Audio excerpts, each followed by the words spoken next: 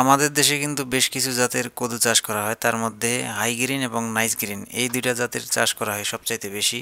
এইখানে যে কদুটা দেখতে পাচ্ছেন এটা হচ্ছে নাইস গ্রিন জাতের কদু। তো নাইস গ্রিন জাতের কদুর কিন্তু সবচাইতে ফলন বেশি, কিন্তু এই জাতের যে কদুটা আছে এইটার কিন্তু কালারটা একটু খুব নর্মাল কালার। তো এই কারণে কিন্তু এই লাউটার কিন্তু চাহিদাও কিন্তু তুলনামূলক কম।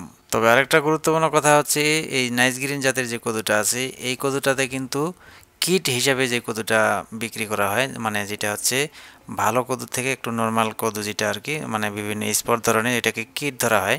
তো এই কদুটার কিন্তু যদি ভালো কদুটা হয় তাহলে ওটা মনে করেন যদি 20 টাকা হয়, তাহলে এই কিট যেটা ধরা হয় এই জাতের কদুটা ওইটার কিন্তু দাম অর্ধেকের থেকেও আরও কম, মানে 1/4 ভাগ। তো উপরে হালকা পাতলা একটু দাগ টাগ থাকলেও মানে এটা দাঁতের মতো দেখা যায় আর কি। মনে করেন যে মশা টশা কামড়ালে যখন চুলকালে ওইটা একটু ফুলে যায় না, ঠিক ওই টাইপের কিন্তু দেখা যায় কিটটা। তো কদুটাতে উপরে একটু স্পট দেখা গেল, ভিতরে কিন্তু সব কিছু ঠিকঠাক আছে। যেটা হচ্ছে ভালো কদু ওইটার খাওয়ার যেন স্বাদ একই রকম, ওই কিট লাউটাতে কিন্তু খাওয়ার স্বাদ একই রকম, এখানে কোনো পার্থক্য নাই। কিন্তু এখানে ব্যবসায়ীরাই হচ্ছে কারসাজি করে এই লাউটার কিন্তু দাম একটু কম দিতেছে। তো এটাই হচ্ছে নাইস গ্রিন জাতের কদুর অবস্থা। কিন্তু হাই গ্রিন কদুটা যদি আপনি দেখতে যান তাহলে হাই গ্রিন কদুটার কিন্তু আপনার কালারটা একটু খুব ভালো হয়।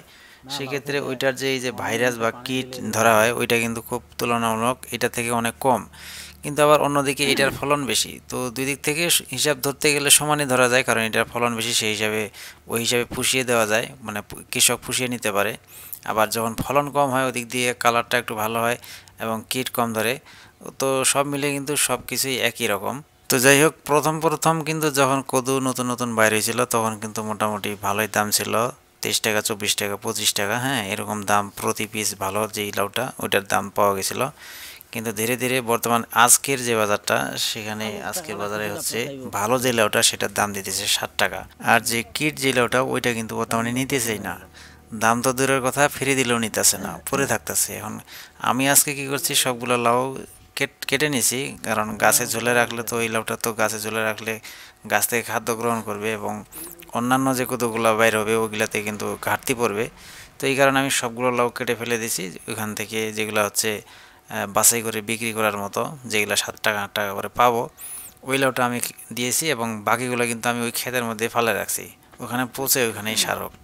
কিন্তু এগুলো তো আর মাগনা দিলেও এখন নিতেছে না, এই হয়েছে অবস্থা। তো বর্তমানে কিন্তু কৃষকের হাত থেকে পাইকার পর্যন্ত যাইতেই কিন্তু 2 থেকে 3টা হাত বদল হয়, যার কারণে কৃষক কিন্তু একটু কম দাম পাইতেছে। যেমন যদি আপনার 4 একর 5 একর জমি হয় সেই ক্ষেত্রে কিন্তু সরাসরি গাড়ি দিয়ে লোড দেওয়া যায়, সেই ক্ষেত্রে কিন্তু সরাসরি পাইকার যে আছে অথবা যে আপনার আড়ত আছে আড়তদার সাথে যোগাযোগ করে কিন্তু দেওয়া যায়। সেই ক্ষেত্রে দামটা কিন্তু ভালোই পাওয়া যায় কৃষক। কিন্তু সবার তো আর অত জমি থাকে না, বুঝছেন। তো এখানে কথা হচ্ছে যে সর্বপ্রথম কৃষক থেকে যে লাউটা নিয়ে ওই যে যেখানে গাড়ি লোড হয় পাইকারের কাছে নিয়ে দিবে, ওই লোক কিন্তু বলে যে আমি 1 টাকা রাখি প্রতি পিস লাউতে এবং অনেক সময় 2 টাকা রাখি, এটা সে বলে মুখে, কিন্তু সেটা তো বাস্তবে গিয়ে যাচাই করে না অনেকেই। এই কারণে হচ্ছে কি, সে চাইলে কিন্তু 3 টাকা 4 টাকা 5 টাকা রেখে দিতে পারে, কখন কোনটা রেট, কাঁচামালের তো রেট জানেনি কখন বাড়ে আবার কমে। তো ওইখান থেকে আবার ওই যে সরাসরি আড়তদের কাছে যাবে, আড়তদার আবার বিক্রি করবে।